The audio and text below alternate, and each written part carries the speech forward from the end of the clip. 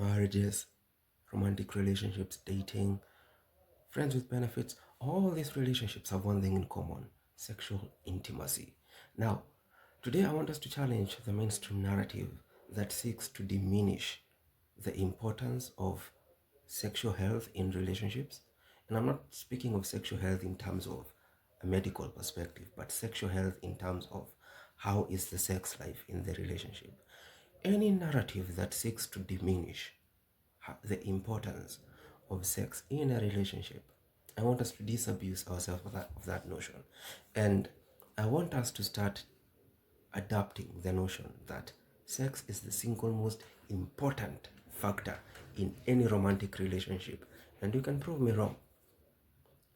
Now, why do I say this?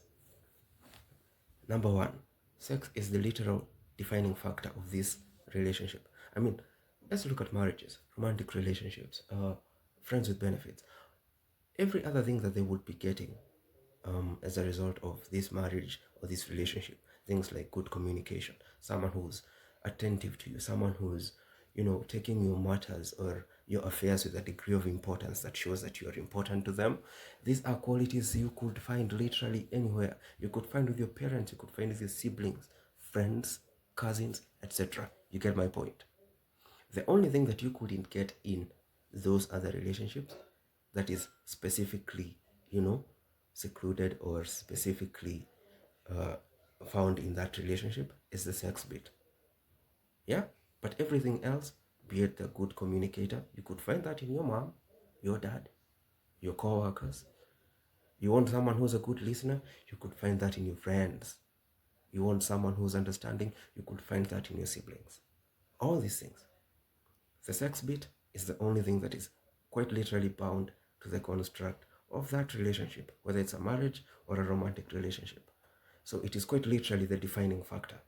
And being that it is the defining factor, you'd think that people would start treating it with the importance that it deserves, because the moment you lose that, people tend to ignore the fact that you could literally find every other quality that we've talked about other than the sex from other relationships. And that is why people tend to dismiss romantic relationships that do not have a good sex life. Number two, second reason as to why I think sex is the single most important factor in relationships. Now, I have worked up my way in looking at not just studies, but even asking around with people who are married, and even looking at the internet, and even with people around me. 9 out of 10 times, or a good majority of the times, if a relationship is suffering but the sex is good, that relationship has a chance at being saved. And in fact, I would go as far as to say people have endured abuse and toxicity just so that they wouldn't lose this person just because of how good they are in bed. And I'm not saying I'm for it, I'm just showing you the power of sex. But let's reverse that. If everything else is quite literally perfect, but the sex life is suffering, that relationship is automatically doomed to fail, to end. Why? Because as humans, we tend to think that we are very rational in our thinking, but we really aren't, at least not in sexual matters. Why? Because these are things that are driven by our biology, and it is very hard for people to ignore their biology. Let me tell you, deep down, we're animals, we're part of the animal kingdom. And the biological incentive of sex is to procreate. That is why you find the person you find sexually attractive to be attractive, is because deep down in your animal brain, you have qualified them as a good enough mate for you to wanna have kids with them. You're not fully aware of it, but that's the biological qualification of this person that you're giving, that your brain is giving you for attractiveness, right? This is why you'll tend to find men will go for women who are naturally very healthy looking, glowing skin, beautiful. Some like curvy women, some like slim petite, but very healthy looking. Yeah? And some women like, the well-built men who have all signifiers of good health, strong, great performance, good communicators, all these things. Why? Because from a biological perspective, you're qualifying them for procreation, and that is the defining standard of what you find attractive in a person. So, being that it is almost always biologically motivated. That shows that you cannot win against it, because I have not seen a situation where anyone has gone against their biology and won.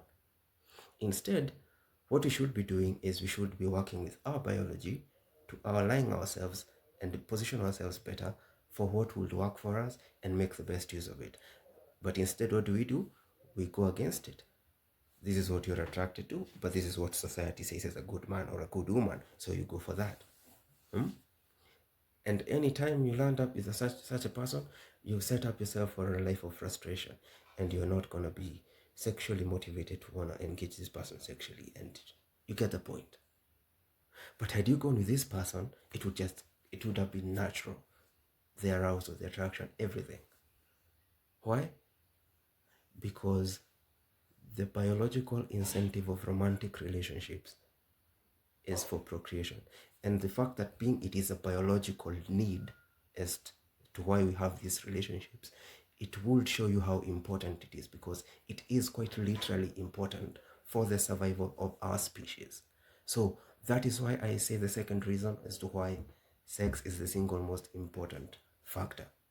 Sorry, that would be the third, I think. Yeah, the third reason as to why I think it's the most important factor. Right? Now, the other thing would be anytime, and this kind of goes back to the point I said before, anytime you find a couple that has sexual dissatisfaction or a lack of satisfaction in their sex life, they're always going to be carrying the resentment to the other aspects of their lives. You'll find that a lady has a perfect husband, but a perfect husband who's not performing in bed. So this lady is going to be resentful to the husband even in the other areas that are perfect. The romantic gestures of this husband are not going to be appreciated. The good communication aspect of this husband is not going to be appreciated. Why? Because the woman is trying to justify the need for all these things versus the sex bit. So you have a 9 out of 10, and the 1 of 10 bit that is missing is the sex factor. But you still can't appreciate this because of the importance of this sexual factor. And the same goes for the men too. If the sex life is poor, every other quality with a woman is going to be, you're going to try to rationalize it, but you're still going to be wanting to do it with other women out there who are quite as good sexually. And why do you think that is? It's because this is the single most important factor, the sexual bit.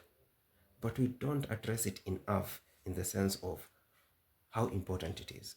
Because 9 out of 10 times if you go to marriage counseling, they're going to be addressing, oh, communication, oh, attention, oh, so and so is not a good listener, you should learn how to listen to your partner.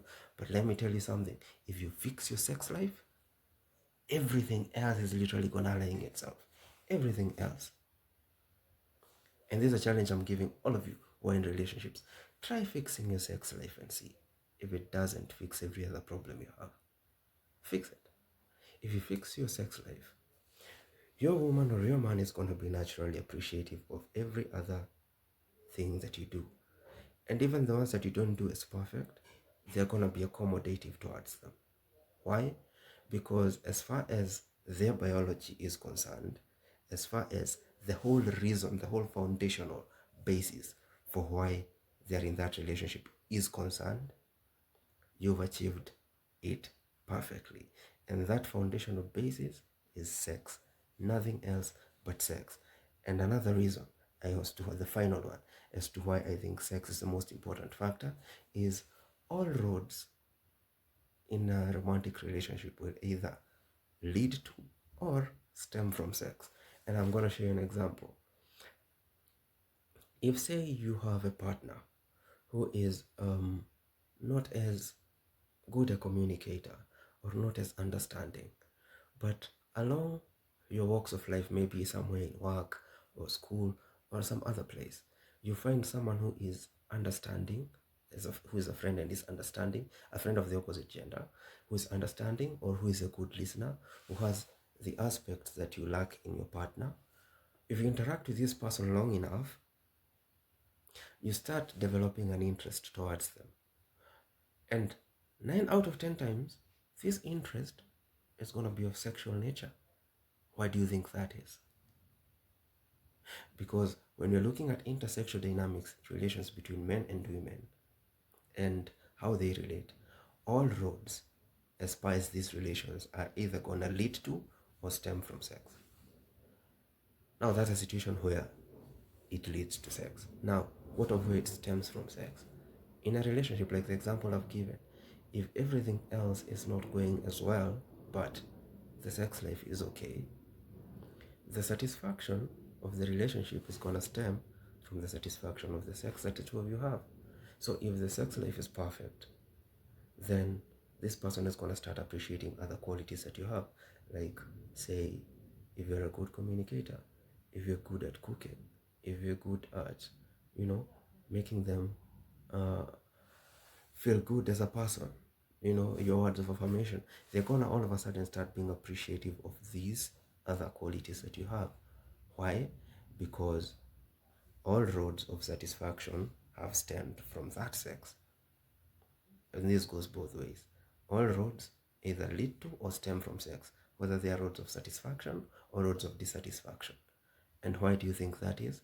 Because that's just nature. That's just the biology of human interactions, especially as when intersexual dynamics are concerned between men and women. So the thing I'm trying to say is this: try putting sex as the pinnacle of your relationship, fix that, and notice how everything else falls into place.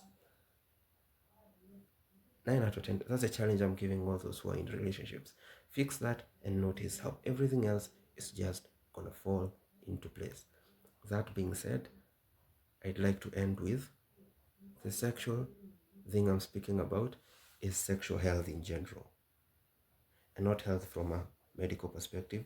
It's straight from attraction, arousal, and the whole act of sex itself and what comes after. So that's what I mean by that. So if you nail those things perfectly in your relationship, everything else is going to fall into place. So that being said, have a nice time. I'll see you in the next one.